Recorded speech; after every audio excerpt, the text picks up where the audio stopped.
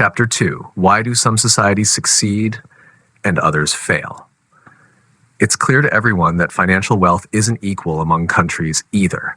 So I doubt you'd be surprised to read that in many African countries, 1 in every 10 children will not reach the age of 5. Nor will you probably be surprised to discover that the ratio between an average Central African Republic salary compared to Switzerland is 1 to 87.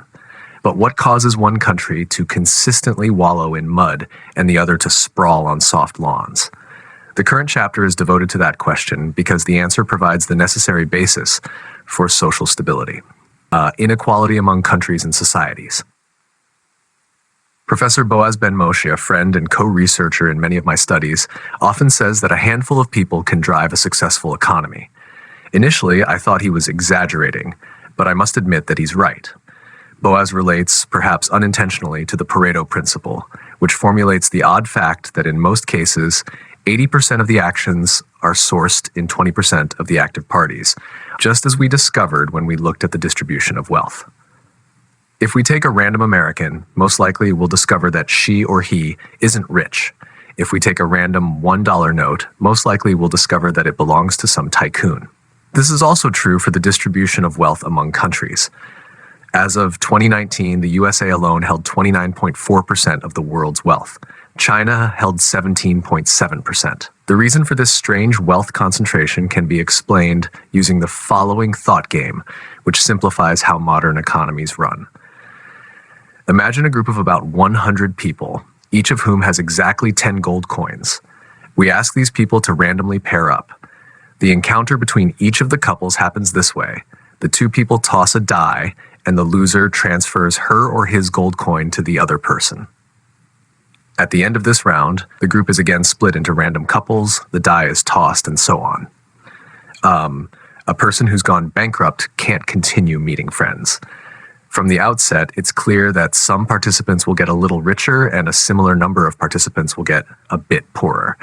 But unexpectedly and quite quickly, after several rounds, a very small number of participants will accrue relatively large sums compared to the others. If we continue this game, we'll find that several persons will have phenomenal wealth compared to the others, all thanks to good fortune. A similar dynamic operates among countries. They peak and crash as a result of historical and political processes together with some measure of randomness and good luck. Think, for example, about third world countries which, beyond all their current aches and pains, are suddenly also required to deal with a tsunami or massive earthquake. And that makes it hardly surprising that at the level of countries, wealth is not distributed equally. Of course, these things are dynamic, and a country can alter its long-term destiny. In fact, since the 1980s, there's been a drop in world poverty levels, which in turn is causing a reduction in international disparities, as seen in illustration 9. But no promises can guarantee this trend for all countries, and it depends on government policy. The most important component enabling weak countries to develop over the course of several decades and establish a stable economy is to leverage the demographic dividend. That refers to the gains resulting from controlling the birth rate in collapsing countries. The first gain from a reduction in the average number of children is that families and welfare institutions can breathe more freely, so to speak, simply by needing to handle fewer children. The second gain shows up years later when savings accrued by the country and the individual can be invested in the economy and produce yields. Eastern Asian countries and European countries understood the power inherent in the demographic dividend, and some began investing in reduced birth rates right after the end of World War II. This policy did indeed allow savings to rise, and later enabled investments in the economy to grow. As a policy, it's so effective that the GNP in South Korea increased 20-fold in the almost 20 years from 1972 to 1990.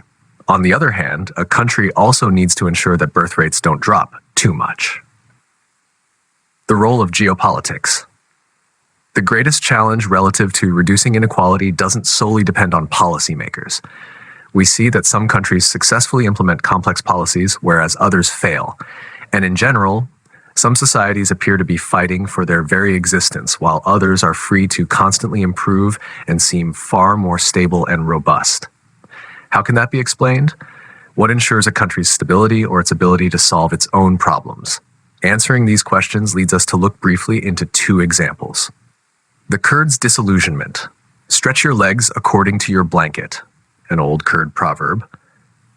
Kurds are a national group living in Turkey, Syria, Iran, and Iraq.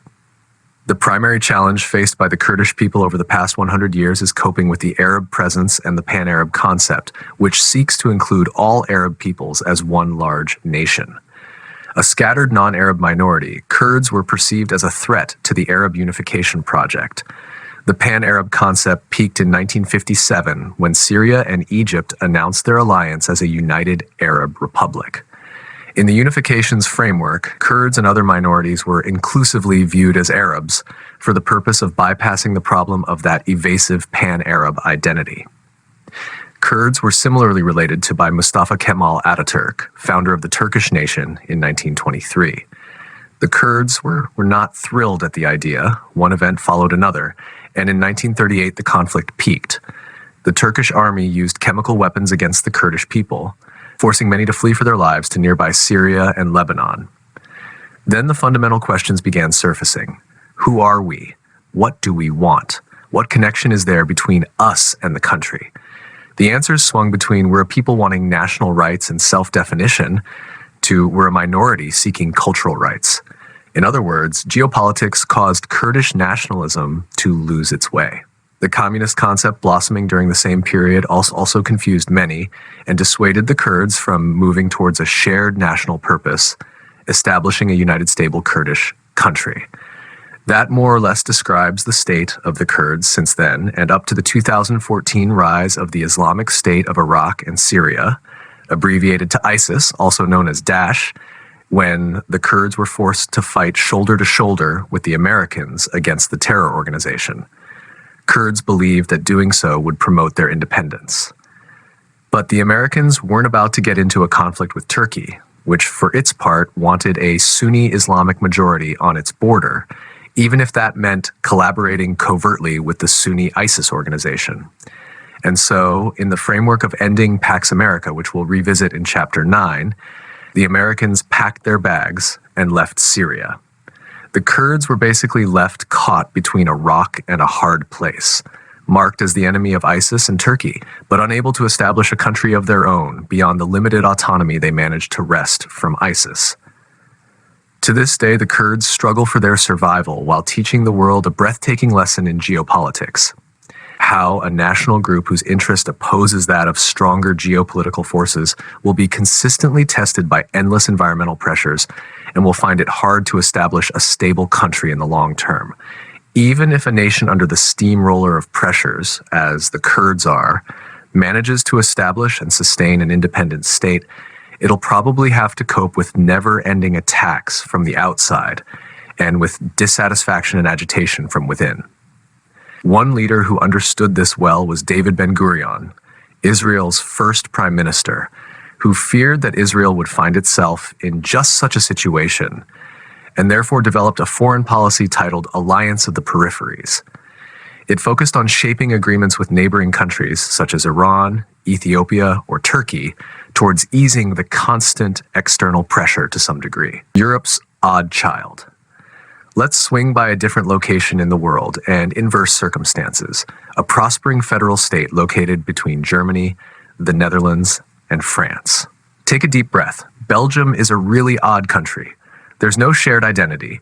The south is predominantly populated by French-speaking Walloons who have their own governmental institutions. In the north is Flemish-speaking Flanders with its own governmental institutions, and in Brussels there's a mix. Even the country's borders and the borders differentiating its internal areas aren't entirely clear. Belgium is the opposite story to the Kurds. Its primary reason for its emergence as a state is the geopolitical interest of other European countries to separate France from the rest of Europe after the latter was fiercely burned by Napoleon. Belgium's king, Leopold II of the Saxe-Coburg-Gotha dynasty, which is modern England's current House of Windsor, was granted African Congo from the world powers and was its private owner from 1884 to 1908. During those years, Leopold robbed Congo of its natural resources, carried out horrific actions, and murdered 10 million people. But since those black times, and during both world wars, Belgium learned how to maintain impressive economic prosperity while preserving some level of neutrality, even though the Germans did invade it during each of the world wars. What does Belgium teach us? That geopolitical interests can drive the birth of a nation and preserve it for years, although Belgium lost its sovereignty twice and even its moral legitimacy. But geopolitics isn't everything. The linguistic split in Belgium translates into incomparably complex and fragmented politics and a social system that can best be described as a modern-day Tower of Babel. The populations operate as different cultures, study in different education systems, and live separately under separate government policies. These difficulties are fertile ground for stereotypical beliefs and racism on both sides, as well as various and sometimes weird conspiracy theories. The economic differences between the regions only add fuel to the fire, to which there's also the further aspect of immigrant flows streaming into Europe over the past few years, contributing to even greater disquiet in the country. The question, then, of whether this country will survive is very much alive and kicking. A 2019 survey found that 30% of Belgians are interested in dismantling the country. Its prime minister, serving up to 2010, publicly stated that Belgium is an artificial entity, and all that keeps it together is the royals and a few types of beer. The current prevalent view in Belgium is that the country is living on borrowed time. Belgium in its current form was established 190 years ago, survived some 120 years prior to the European Union, and could feasibly continue surviving for as long as the EU exists. Some 100 years ago, it was sheltered by the distinct geopolitical interests of the neighboring powers. Now it's holding up under the shelter of the EU without any need to cope with significant pressures from the outside. The most important lesson from Belgium's story is that a stable society which can withstand revolutions and pressures should ideally have a single and unifying national language and culture. Otherwise, internal pressures could cause it to implode. Almost any national concept can be founded on a handful of heroic historic narratives. A formative ethos packs a lot of punch. However, a unifying ethos isn't enough to ensure a stable society and a sustainable country. Several rules of thumb are vital for establishing a country with high probabilities of survival in our modern times. The central idea at their core is that the society must develop in a way which corresponds to the environmental conditions and the system of beliefs for that period and region. 1. As we saw from the examples above, an enabling geopolitical environment is necessary. In other words, the existence of a national society will correspond to the interests of the forces operating in the region. 2. If there's no unifying narrative, as in Belgium's case, a set of shared social codes could be sufficient. In other words, an agreed decision-taking method. 2 intelligent, tolerant people can hold a productive discussion even if they don't have identical cultural backgrounds. But if there is a common background, there's an even greater chance that the majority will respect the discussion's decisions. Incidentally, this rule does not require that the country is democratic. If we look at how long kingdoms last and the number of times throughout history that monarchies have governed, it seems that humans find those more natural than democracy. Democracy means government by discussion, but it is only effective if you can stop people talking. Clement Attlee, Britain's Prime Minister, 1957. 3. A society wishing to survive needs a social structure suited to centralized leadership. A society in which the individuals comprising it do not feel comfortable with centralized leadership will have difficulty accepting taxes, laws, and decisions, which makes overcoming significant hurdles such as wars, pandemics, poverty, and so on less probable. If we travel a few minutes from my home and enter the Palestinian Authority, we can examine it relative to the rules of thumb we've just formulated. We'll find that, like so many other Arab societies in the Middle East, the PA is characterized by division into clans. In other words, identification among most Arab societies is primarily to the extended family and less so to a centralized leadership. To this day, members of family clans tend to vote for a political candidate, whether a council member, mayor, and so on, if that person belongs to their extended family clan. Even though the status of clans diminished due to significant social change, it remains stable. A perfect example surfaced some years ago. I live happily in a small kibbutz in central Israel. Some years earlier, the kibbutz had to deal with plans for an industrial zone just meters from the homes of kibbutz residents, and similarly, just meters from the homes of residents in the Arab township initiating the plans. Kibbutz members gritted their teeth and readied to deal with the threat looming over their quality of life. But very quickly, a complex, discouraging situation came to light. The Arab mayor promoting the plans decided on a location that completely undermined the needs of the very township he headed, simply because that location was economically favorable to his clan. Of course, raising the matter of the kibbutz members' rights was like talking to a wall. The conflict between the rule of the clan and that of the state is reminiscent of the important rule in child education. Parents should never present contradictory stances. When my wife serves dinner a second after my little girl has voraciously gulped down a pita smeared with chocolate spread because daddy gave it to me, I can fully expect to be given a major dressing down, and justifiably so. Kids need a clear, consistent framework. Otherwise, they simply continue choosing to consult with the most appropriate parent. This rule is no less relevant for countries. On one hand, the clan-based social structure reinforces social stability since no son will oppose his father, and no father will defy the clan leader's decisions. On the other hand, maintaining the clan as an institution makes it difficult to uphold governmental frameworks of justice. The clan undermines the state's legitimate monopoly on force and authority to judge, and in turn, this undermines the state's ability to exist. So, an enabling geopolitical environment, agreement on how to take decisions, and a willingness to accept the state's centralization are basic conditions for a stable society's existence. In Oswald Spengler's monumental work, The Decline of the West, each society's history is divided into its period of building and its period of audit, depletion, and destruction. Depletion sees the society's cultural foundation unravel as joint actions come to an end and the society faces extinction.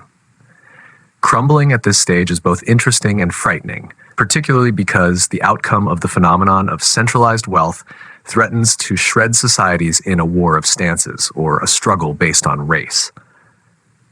But these circumstances are far from being the only threats to a society's wholeness, and certainly when it comes to our digital age. In the coming chapters, we'll take a closer look at dangers encroaching on society's wholeness. Some can be studied in books on history, political science, and math, but some belong to no more than the past few decades and are still in the process of being defined and researched. In our current times, signs of social instability are more than evident worldwide, and with astonishing orchestration.